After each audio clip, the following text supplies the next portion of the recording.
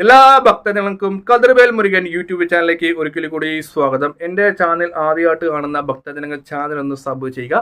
ജ്യോതിഷപരമായ എന്തെങ്കിലും കാര്യങ്ങൾ അറിയാനുണ്ടെങ്കിൽ ഈ നമ്പറിൽ വിളിക്കുക. നിങ്ങളുടെ പ്രശ്നങ്ങൾ ഓൺലൈനായി നോക്കി പരിഹരിച്ചു തരുന്നതായിരിക്കും. വാട്സപ്പ് നമ്പറാണ്. അപ്പോൾ കാര്യത്തിലേക്ക് കിടക്കാം. വിവാഹപരമായ തടസ്സങ്ങൾ നേരിട്ടിരിക്കുന്നവർക്ക്, അതായത് മംഗല്യം നടക്കുന്നില്ല, പെണ്ണ് കാണാൻ പോകുമ്പോഴത്തേക്ക് തടസ്സങ്ങൾ ഉണ്ടാകുന്നു, വിവാഹത്തിന് ഏത് കാര്യത്തിന് ഇറങ്ങിയാലും തടസ്സങ്ങൾ നേരിടുന്നു. പൊതുവേ വിവാഹ തടസ്സങ്ങൾ മാറിക്കിട്ടാൻ വേണ്ടി നമ്മൾ ഉദ്ദേശിക്കുന്ന കാര്യങ്ങൾ നടക്കാൻ വേണ്ടിയും നമുക്കൊരു കാര്യം പറഞ്ഞുതരാം. ഇത് ദേവീക്ഷേത്രത്തിൽ ചെയ്യേണ്ടതാണ്. ഇത് ശ്രദ്ധിക്കേണ്ട കാര്യങ്ങൾ: ഭദ്രകാളി സങ്കല്പത്തിലുള്ള ക്ഷേത്രങ്ങളിൽ ചെയ്യാതിരിക്കുക, ദേവി ദുർഗാ ക്ഷേത്രങ്ങളിൽ ചെയ്യുക. എൻ്റെ കയ്യിലിരിക്കുന്ന കുങ്കുമമാണ്.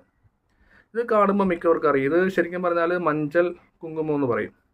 ഇതിൻ്റെ ഒരു പ്രത്യേകത, നമ്മൾ ഇതിങ്ങനെ എടുക്കുമ്പോൾ നമ്മുടെ കയ്യിലും അങ്ങനെ പറ്റില്ല. അതാണ് മഞ്ചൾ കുങ്കുമം എന്ന് പറയുന്നത്. സാധാരണ കുങ്കുമം, നിങ്ങൾ ഭക്തജനങ്ങൾ ഏത് കുങ്കുമമാണ് ഉപയോഗിക്കുന്നത് ആ കുങ്കുമം അനുസരിച്ച് നമുക്ക് ഈ ഒരു കാര്യം ചെയ്യാവുന്നതാണ്. പല പല കാര്യങ്ങൾ നമുക്ക് കുങ്കുമം കൊണ്ട് വശ്യം ചെയ്യാം. ഇതിപ്പം ഞാനിപ്പോൾ കുങ്കുമം തൊട്ടേക്കുന്നത്. ഞാനിപ്പോൾ ഓരോരോ കാര്യത്തിന് പോകുമ്പോഴത്തേക്ക് ഓരോരോ വശ്യമന്ത്രം ചൊല്ലിയാണ് ഓരോ സ്ഥലത്തിലേക്ക് പോകുന്നത്. അപ്പോൾ അതിൻ്റെ ഗുണം എന്താണെന്ന് വെച്ചാൽ, പൊതുവേ നമുക്കുണ്ടാകുന്ന തടസ്സങ്ങളും കാര്യങ്ങളും വിഘ്നങ്ങളൊക്കെ മാറിക്കിട്ടും. പിന്നെ ഏറ്റവും വലിയൊരു കഴിവെന്ന് വെച്ചാൽ ദൈവാനുഗ്രഹമാണ്. ഞാനിപ്പോൾ ഉദാഹരണത്തിന് സുബ്രഹ്മണ്യ ഭക്തനാണ്. അപ്പോൾ നമ്മളെവിടെ പോയാലും ഭഗവാനെ വിട്ടു പോകത്തുള്ളൂ. അപ്പോൾ ഏത് ക്ഷേത്രത്തിൽ പോയാലും ഭഗവാനെ വിളിച്ചിട്ട് പോകത്തുള്ളൂ. ചിലവർക്ക് ഉപാസനകൾ കാണും. ഉപാസനമൂർത്തിയെ പ്രീതിപ്പെടുത്തുന്ന കർമ്മങ്ങൾ ചെയ്യുക. അപ്പോൾ സാധാരണയായിട്ടുള്ള ഭക്തജനങ്ങൾക്ക് ഈ കുങ്കുമം തന്നെ നമുക്ക് വിവാഹപരമായ തടസ്സങ്ങൾ മാറിക്കിട്ടാനും നമ്മുടെ കാര്യങ്ങൾ നടക്കാനും നമുക്ക് ഈ ഒരു കാര്യം ചെയ്യാം. ആദ്യം തന്നെ നമ്മുടെ ദേവീക്ഷേത്രത്തിൽ പോയിട്ട് ഈ കുങ്കുമത്തിൽ തിരുമേനിയെ കണ്ട് പ്രത്യേകം പറയണം, അശ്വാരൂഢ മന്ത്രം ജപിച്ച് കുങ്കുമത്തിൽ ചെയ്തു തരാൻ പറ്റും. ഒന്നുകൂടെ പറയുകയാണ്, അശ്വാരൂഢ മന്ത്രം. ഇത് ഭദ്രകാളി ഇരിക്കുന്ന ക്ഷേത്രത്തിൽ ചെയ്യരുത്. അശ്വാരൂഢം എന്ന് പറഞ്ഞാൽ അശ്വത്തിൻ്റെ പുറത്ത് വരുന്ന ദേവിയാണ്. വശ്യശക്തിക്ക് ഉപയോഗിക്കുന്നതും കാര്യം നടക്കാനും വിവാഹ തടസ്സം മാറാനും അശ്വാരൂഢം വളരെ അധികം ഉത്തമമാണ്. ഏറ്റവും കൂടുതൽ സമ്പത്ത് ഉയരുക, ജോലിയിലുള്ള ഉയരം, സാമ്പത്തികം, നമ്മൾ ഏത് കാര്യമാണോ ഉദ്ദേശിക്കുന്നത്, അശ്വാരൂഢം ജപിച്ച് കുങ്കുമം തൊടുകയാണെങ്കിൽ നമ്മൾ എന്ത് കാര്യമാണ് പ്രാർത്ഥിച്ച് കിഴക്കോട്ട് നിന്ന് കുങ്കുമം തൊടുന്നത് ആ ഒരു കാര്യം തീർച്ചയായിട്ടും നമുക്ക് സാധിച്ചു കിട്ടും. വിവാഹ തടസ്സം നമുക്ക് മാറിക്കിട്ടും. അപ്പോൾ വിവാഹ തടസ്സം അനുഭവിക്കുന്ന ഭക്തജനങ്ങൾ ക്ഷേത്രത്തിൽ പോയി അശ്വാരൂഢ മന്ത്രം ജപിച്ച് കുങ്കുമം തൊടുക. ചിലവർക്ക് രാവിലെ ജോലി സ്ഥലത്തൊക്കെ പോകുമ്പോഴത്തേക്ക് ഒരു ബുദ്ധിമുട്ട് കാണും. കുങ്കുമം തൊട്ടുണ്ടോ, ഇവൻ ഒരിക്കലും കുങ്കുമം തൊടാത്ത ആൾക്കാർ എന്ത് കുങ്കുമം തൊട്ടുണ്ടത്, അങ്ങനെ നെഗറ്റീവായിട്ട് ചിന്തിക്കുന്ന കുറേ ആൾക്കാരാണ് നമ്മുടെ അടുത്തുള്ളത്. അപ്പോൾ അങ്ങനെയുള്ളവർക്ക് പരിഹാരമായിട്ട് നിങ്ങൾ വീട്ടിൽ വന്നതിന് ശേഷം കുളിയൊക്കെ കഴിഞ്ഞിട്ട് വൈകുന്നേരം തൊട്ടാൽ മതി. രാവിലെ തൊടുന്നത് കുറച്ചും കൂടെ നല്ലത്. ഇപ്പോൾ ജോലി സ്ഥലത്തൊക്കെ കുങ്കുമം തൊട്ടാൻ പറ്റത്തില്ലെങ്കിൽ നമ്മൾ ഈ പറയുന്ന കാര്യങ്ങൾ കുളിയൊക്കെ കഴിഞ്ഞ് നമുക്ക് വൈകുന്നേരം തൊട്ടുകൊണ്ടിരിക്കാം. പക്ഷേ ഈ ഒരു കുങ്കുമം നമ്മൾ ദേവീക്ഷേത്രത്തിൽ തന്നെ കൊടുത്ത് അശ്വാരൂഢ മന്ത്രം ജപിച്ച് തന്നെ നമ്മൾ ഇത് മേടിക്കണം.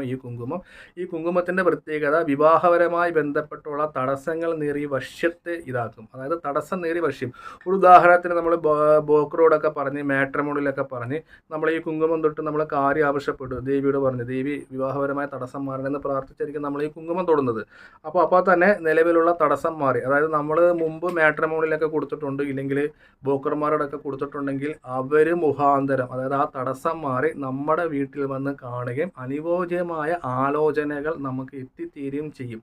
ഇത് ഏകദേശം ഈ കുങ്കുമം തൊട്ട് നമുക്കൊരു 11 ദിവസം കൊണ്ട് നമുക്ക് മാറ്റങ്ങൾ തീർച്ചയായിട്ടും അറിയാൻ പറ്റും. അപ്പോൾ ദേവീക്ഷേത്രത്തിൽ തന്നെ അശ്വാരൂഢ മന്ത്രം ജപിച്ച് കുങ്കുമം തൊടുക.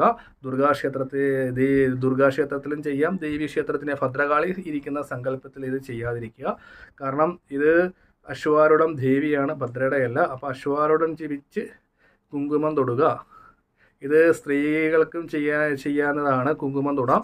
അപ്പോൾ പൊതുവേ നമ്മൾ അമ്പലത്തിൽ പോകാൻ പറ്റാത്ത ഡേറ്റിലൊക്കെ ചേച്ചിമാർ ഈ കുങ്കുമം ഉപയോഗിക്കരുത്. അത് കഴിയുള്ള ഡേറ്റിലൊക്കെ നമുക്ക് ഈ കുങ്കുമം തൊടാം. അശ്വാരൂഢ മന്ത്രം ജപിച്ച് തന്നെ ചെയ്യുക.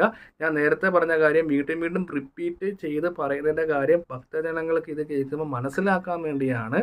ജോലിക്ക് പോകുമ്പോൾ എന്തെങ്കിലും കുങ്കുമം തൊടാൻ തടസ്സമുള്ള ഭക്തജനങ്ങളാണെങ്കിൽ ഈ ഒരു കാര്യം നമുക്ക് വൈകുന്നേരം വീട്ടിൽ വരുമ്പോഴത്തേക്ക് തൊടാം. അതേപോലെ തന്നെ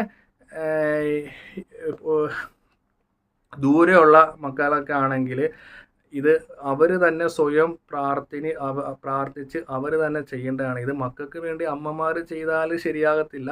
ഇത് വിവാഹം നടക്കാൻ പോകുന്ന ആൾക്കാർ തന്നെ ഇത് പോയി അമ്പലത്തിൽ പോയി ചെയ്യുക. അവർക്ക് സമയമില്ലെങ്കിൽ അമ്മമാരെ കൊണ്ട് അച്ഛന്മാരെ കൊണ്ട് ഇത് ജപിച്ച് മേടിപ്പിച്ച് അവർക്ക് തൊടാം. അപ്പോൾ ഈ ഒരു കാര്യം ഭക്തിപൂർവ്വം ചെയ്യുവാണെങ്കിൽ നമ്മൾ അന്ന് പോകുന്ന ദിവസങ്ങൾ നല്ല രീതിയിൽ മാറ്റങ്ങൾ നമുക്ക് അറിയാൻ പറ്റും. നമ്മുടെ കാര്യങ്ങൾ നടന്നു കിട്ടും. അപ്പോൾ കൂടുതൽ അറിയാനാണെങ്കിൽ ഈ നമ്പറിൽ ഒന്ന് വിളിക്കുക. വിവാഹം ഇതുവരെ ആയിട്ടില്ലെങ്കിൽ നിങ്ങളുടെ ഗ്രഹനില എനിക്കൊന്ന് അയച്ചു തരിക. ജ്യോതിഷ വിധി പ്രകാരം അതിനുള്ള നോക്കി പരിഹാര കാര്യങ്ങൾ പറഞ്ഞും ചെയ്തും തരുന്നതായിരിക്കും. അപ്പോൾ മറ്റൊരു വീഡിയോയിൽ കാണാം.